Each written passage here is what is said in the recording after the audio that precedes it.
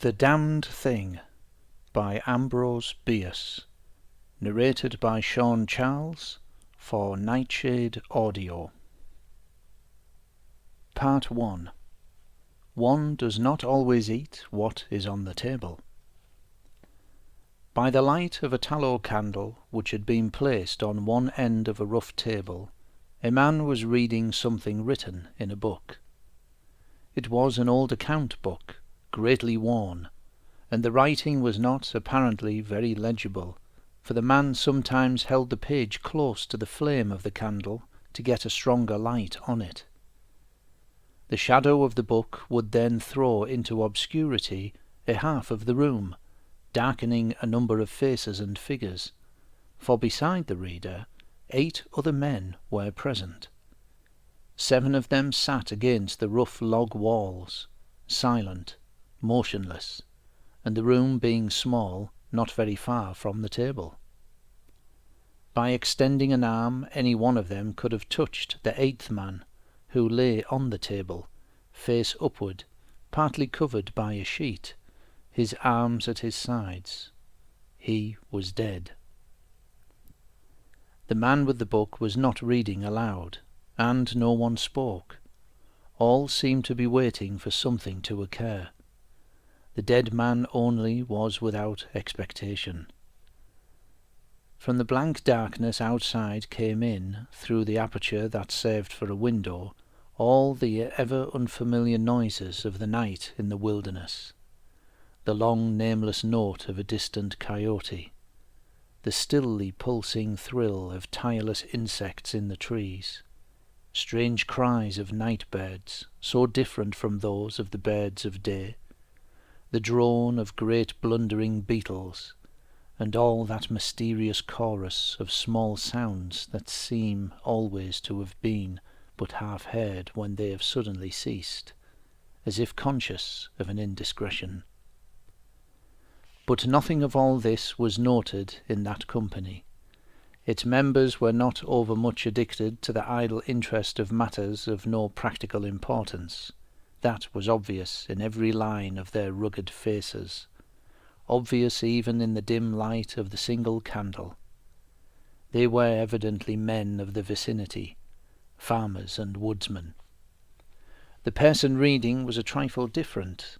One would have said of him that he was of the world, worldly, albeit there was that in his attire which attested a certain fellowship with the organisms of his environment.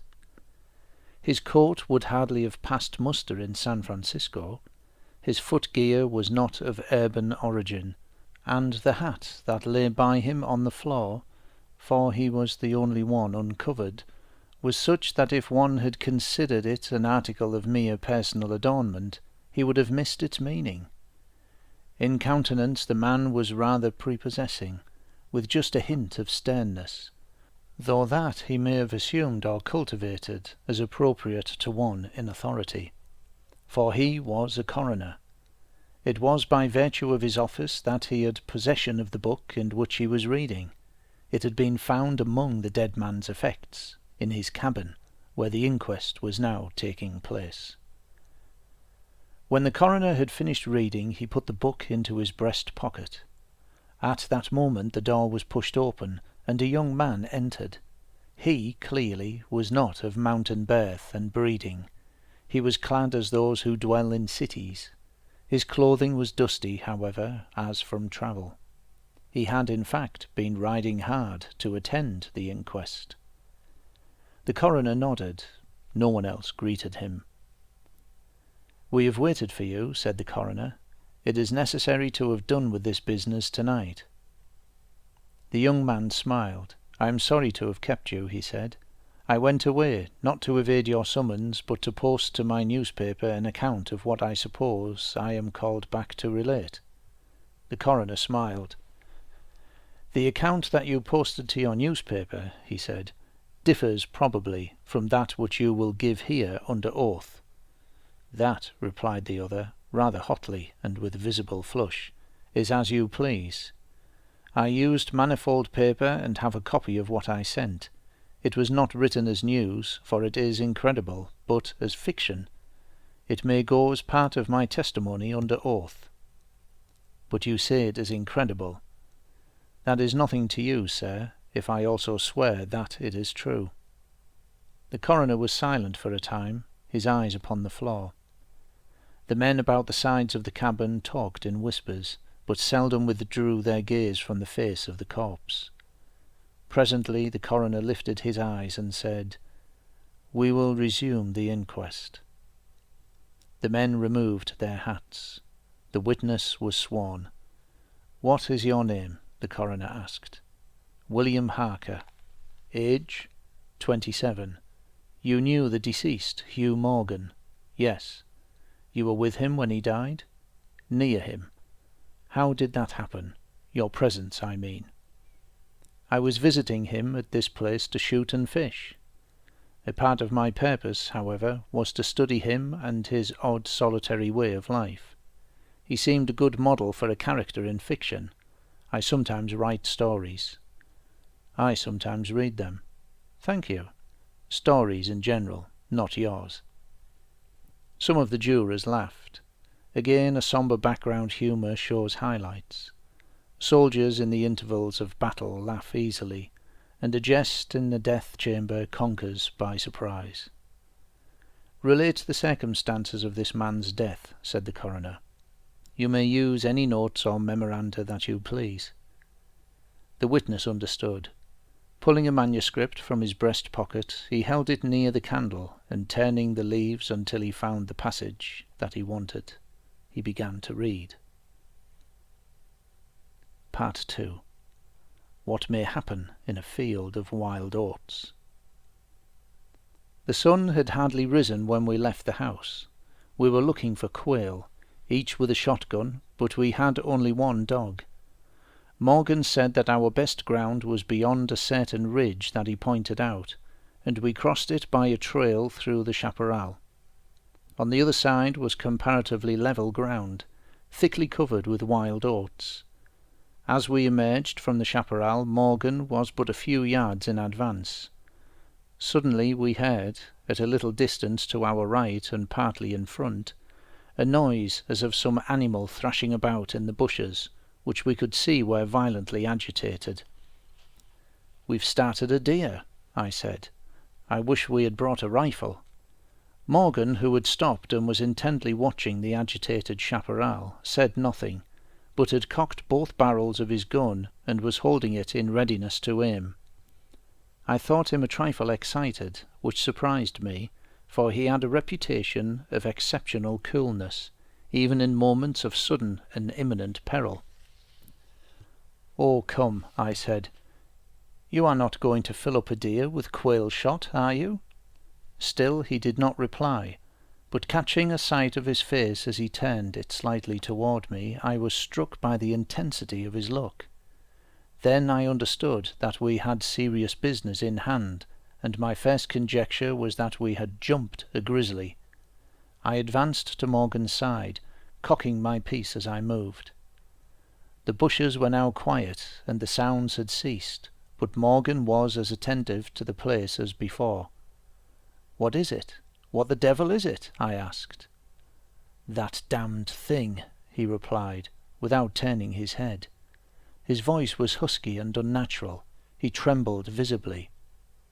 I was about to speak further, when I observed the wild oats near the place of the disturbance moving in the most inexplicable way. I can hardly describe it. It seemed as if stirred by a streak of wind, which not only bent it, but pressed it down, crushed it so that it did not rise, and this movement was slowly prolonging itself directly towards us. Nothing that I had ever seen had affected me so strangely as this unfamiliar and unaccountable phenomenon, yet I am unable to recall any sense of fear. I remember, and I tell it here because, singularly enough, I recollected it then, that once in looking carelessly out of an open window, I momentarily mistook a small tree close at hand for one of a group of larger trees at a little distance away. It looked the same size as the others, but being more distinctly and sharply defined in mass and detail, seemed out of harmony with them. It was a mere falsification of the law of aerial perspective, but it startled, almost terrified me. We so rely on the orderly operation of familiar natural laws that any seeming suspension of them is noted as a menace to our safety, a warning of unthinkable calamity. So now the apparently causeless movement of the herbage and the slow deviating approach of the line of disturbance were distinctly disquieting. My companion appeared actually frightened, and I could hardly credit my senses when I saw him suddenly throw his gun into his holster and fire both barrels at the agitated grain. Before the smoke of the discharge had cleared away, I heard a loud, savage cry, a scream like that of a wild animal, and flinging his gun upon the ground, Morgan sprang away and ran swiftly from the spot. At the same instant I was thrown violently to the ground by the impact of something unseen in the smoke, some soft, heavy substance that seemed thrown against me with great force. Before I could get upon my feet and recover my gun, which seemed to have been struck from my hands, I heard Morgan crying out as if in mortal agony, and mingling with his cries were such hoarse, savage sounds as one hears from fighting dogs. Inexpressibly terrified, I struggled to my feet and looked in the direction of Morgan's retreat, and may heaven in mercy spare me from another sight like that. At a distance of less than 30 yards was my friend, down upon one knee, his head thrown back at a frightful angle, hatless, his long hair in disorder, and his whole body in evident movement from side to side, backward and forward. His right arm was lifted and seemed to lack the hand, at least I could see none. The other arm was invisible. At times, as my memory now reports this extraordinary scene, I could discern but a part of his body. It was as if he had been partly blotted out. I cannot otherwise express it. Then a shifting of his position would bring it all into view again. All this must have occurred within a few seconds, yet in that time Morgan assumed all the postures of a determined wrestler vanquished by superior weight and strength. I saw nothing but him, and him not always distinctly.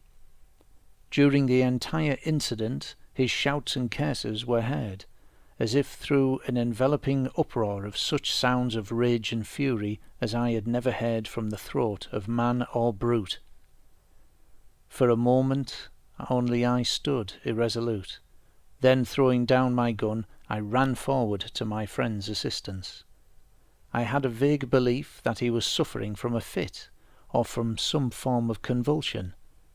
Before I could reach his side he was down and quiet. All sounds had ceased, but with a feeling of such terror as even those awful events had not inspired, I now saw again the mysterious movement of the wild oats, prolonging itself from the trampled area about the prostrate man toward the edge of a wood. It was only when it had reached the wood that I was able to withdraw my eyes and look at my companion. He was dead. Part 3. A man, though naked, may be in rags. The coroner rose from his seat and stood beside the dead man. Lifting an edge of the sheet, he pulled it away, exposing the entire body, altogether naked and showing in the candlelight a clay-like yellow. It had, however, broad maculations of bluish-black, obviously caused by blood from contusions. The chest and sides looked as if they had been beaten with a bludgeon. They were dreadful lacerations. The skin was torn in strips and shreds. The coroner moved round to the end of the table and undid a silk handkerchief which had been passed under the chin and knotted on the top of the head. When the handkerchief was drawn away, it exposed what had been the throat. Some of the jurors who had risen to get a better view repented their curiosity and turned away their faces. Witness Harker went to the open window and leaned out across the sill, faint and sick. Dropping the handkerchief upon the dead man's neck, The coroner stepped to an angle of the room and from a pile of clothing produced one garment after another, each of which he held up a moment for inspection. All were torn and stiff with blood. The jurors did not make a closer inspection. They seemed rather uninterested. They had, in truth, seen all this before, the only thing that was new to them being Harker's testimony. "Gentlemen," said the coroner, "we have no more evidence, I think. Your duty has been already explained to you. If there is nothing you wish to ask, you may go outside and consider your verdict." The foreman rose, a tall, bearded man of 60, coarsely clad. "I should like to ask one question, Mr. Coroner," he said. "What asylum did this here last witness escape from?" "Mr. Harker," said the coroner, gravely and tranquilly, "from what asylum did you last escape?"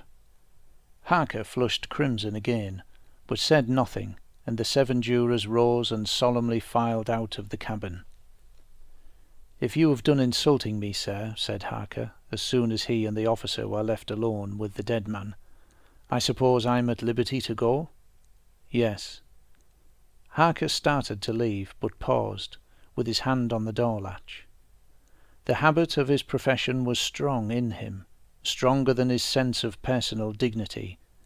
He turned about and said, "The book that you have there, I recognize it as Morgan's diary. You seemed greatly interested in it. You read in it while I was testifying. May I see it? The public would like—" "The book will cut no figure in this matter," replied the official, slipping it into his coat pocket. "All the entries in it were made before the writer's death." As Harker passed out of the house, the jury re-entered and stood about the table, on which the now covered corpse showed under the sheet with sharp definition. The foreman seated himself near the candle, produced from his breast pocket a pencil and scrap of paper, and wrote rather laboriously the following verdict, which, with various degrees of effort, all signed. "We, the jury, do find that the remains come to their death at the hands of a mountain lion, but some of us thinks, all the same, they had fits." Part 4. An explanation from the tomb. In the diary of the late Hugh Morgan are certain interesting entries having, possibly, a scientific value as suggestions.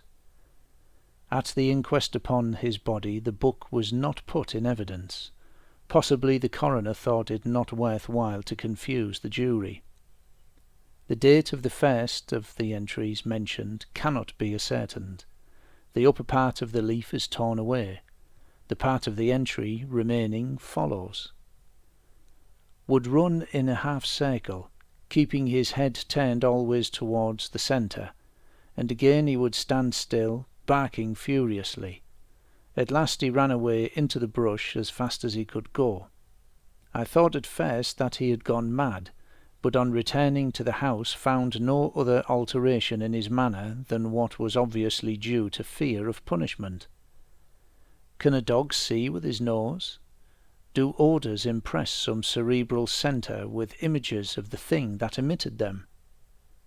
September the 2nd. Looking at the stars last night as they rose above the crest of the ridge east of the house, I observed them successively disappear from left to right. Each was eclipsed but an instant, and only a few at the same time, but along the entire length of the ridge all that were within a degree or two of the crest were blotted out. It was as if something had passed along between me and them, but I could not see it, and the stars were not thick enough to define its outline. Ugh, I don't like this. Several weeks' entries are missing, 3 leaves being torn from the book. September the 27th. It has been about here again. I find evidences of its presence every day. I watched again all last night in the same cover, gun in hand, double charged with buckshot. In the morning the fresh footprints were there as before. Yet I would have sworn that I did not sleep. Indeed, I hardly sleep at all. It is terrible, insupportable. If these amazing experiences are real, I shall go mad. If they are fanciful, I am mad already. October the 3rd. I shall not go. It shall not drive me away. No, this is my house, my land. God hates a coward. October the 5th. I can stand it no longer. I have invited Harker to pass a few weeks with me. He has a level head. I can judge from his manner if he thinks me mad. October the 7th. I have the solution of the mystery. It came to me last night, suddenly, as by revelation. How simple, how terribly simple. There are sounds that we cannot hear. At either end of the scale are notes that stir no chord of that imperfect instrument, the human ear. They are too high or too grave. I have observed a flock of blackbirds occupying an entire tree-top, the tops of several trees, and all in full song. Suddenly, in a moment, at absolutely the same instant, all spring into the air and fly away. How? They could not all see one another. Whole tree-tops intervened. At no point could a leader have been visible at all. There must have been a signal of warning or command, high and shrill above the din, but by me unheard. I have observed, too, the same simultaneous flight, when all were silent, among not only blackbirds, but other birds, quail, for example, widely separated by bushes, even on opposite sides of a hill.